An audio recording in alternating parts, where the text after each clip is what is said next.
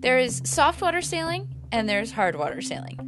At the North Shrewsbury Ice Boat and Yacht Club in Red Bank, New Jersey, the winter months are when the water gets hard and the tough go sailing.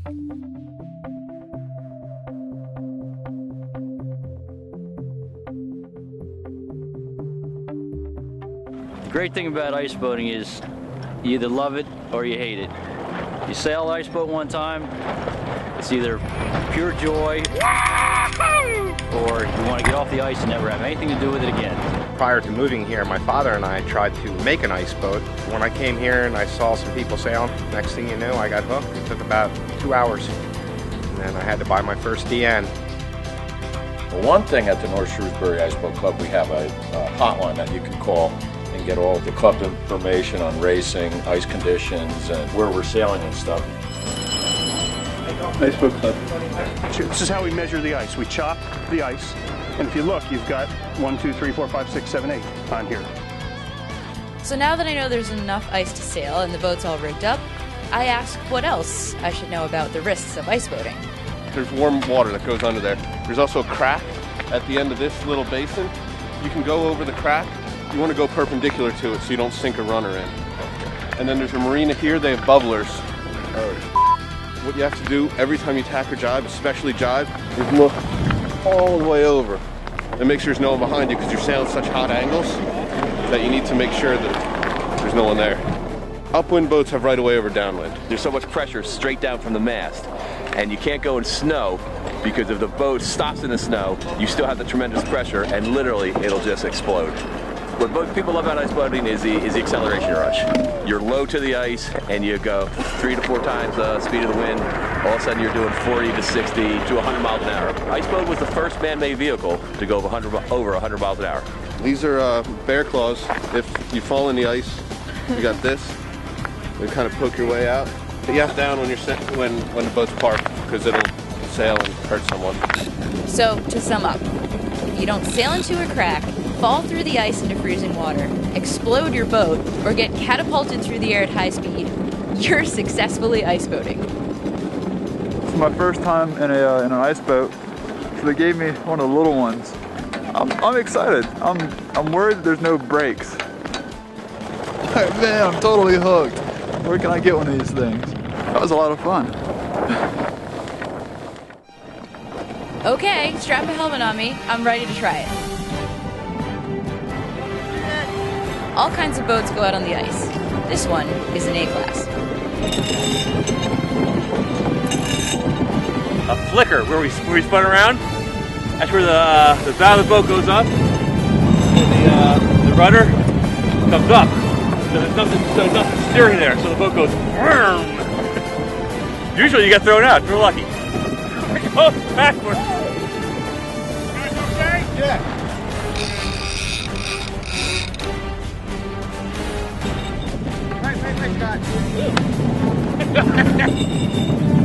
You alright?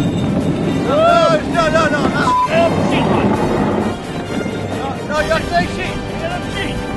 While they get their wits about them, let's check in with the racers. Every boat is a lot to handle.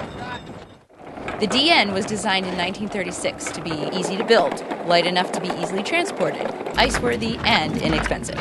The modern DN is still this way, although it has evolved considerably over the last 50 years. Racing the DNs involves a starting line where the boats line up on an agreed tack. Okay, flag is up! Go! A running start and a wind-powered luge around a windward-leeward course.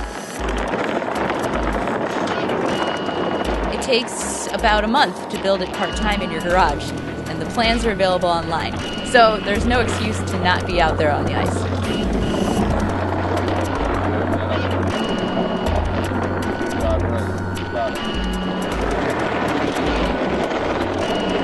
Things hanging in there. Yep.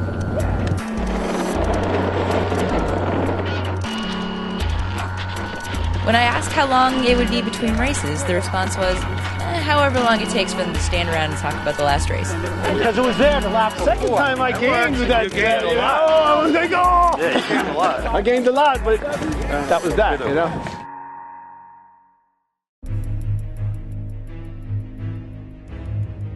So part of the history of this club is that these big A boats were the fishermen, they owned the fishing boats, and they'd have the clam diggers, the guys that dug the clams.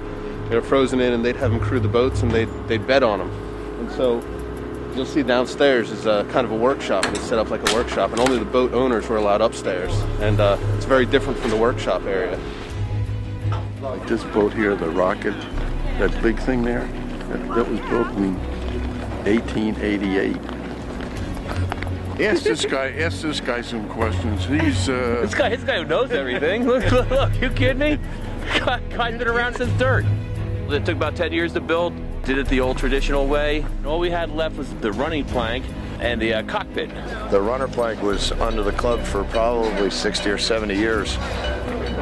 We pulled it out in the 80s and brought it to a friend's house as a footstool out behind the house. And then they figured out exactly what it was, so we had to bring it back.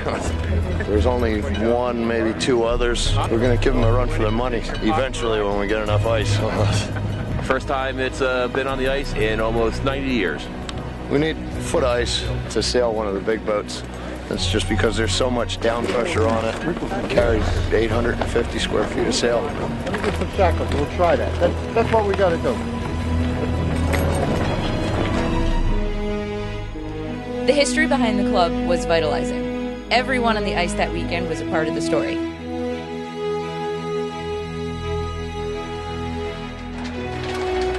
Unfortunately, the Rocket never got to coast on the open ice in 2011.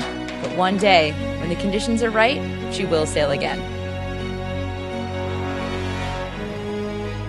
As the ice here melts, some will reluctantly get back in their fair weather sailboats, but all will be dreaming of forecasts full of freezing temperatures.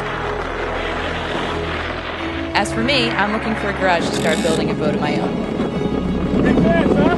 Yeah! For T2P TV, this is Ashley Love.